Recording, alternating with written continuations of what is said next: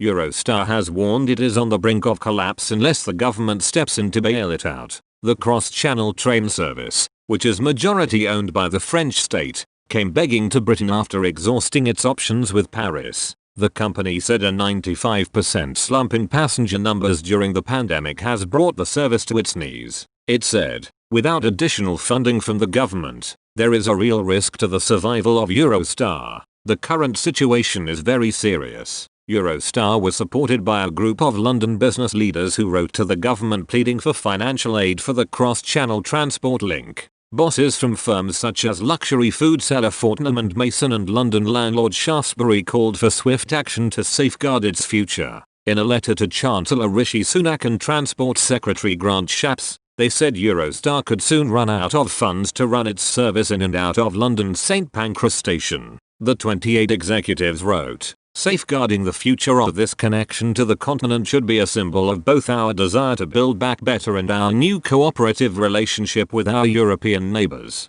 If this viable business is allowed to fall between the cracks of support, our recovery could be damaged." In 2019, Eurostar carried 11 million passengers and announced plans to expand its services with the introduction of direct trains to Amsterdam. But now it runs just 2 services a day from London to Paris and Brussels because of the significant reduction in demand from passengers. Eurostar is 55% owned by the French state rail firm SNCF, while the Belgian government has a 5% stake. The government sold its stake in the business to private companies for £757 million in 2015. The 40% stake was sold before the general election in 2015 by the UK in order to pay off its debts. Shareholders have already pumped in around £178 million to keep Eurostar running during the crisis. But the company has warned the money was finite, adding, "The current situation is very serious. We are encouraged by the government-backed loans that have been awarded to airlines and would once again ask that this kind of support be extended to international high-speed rail," a spokesman for the Department for Transport said. "We recognize the significant financial challenges facing Eurostar as a result of COVID-19 and the unprecedented circumstances currently faced by the international travel industry.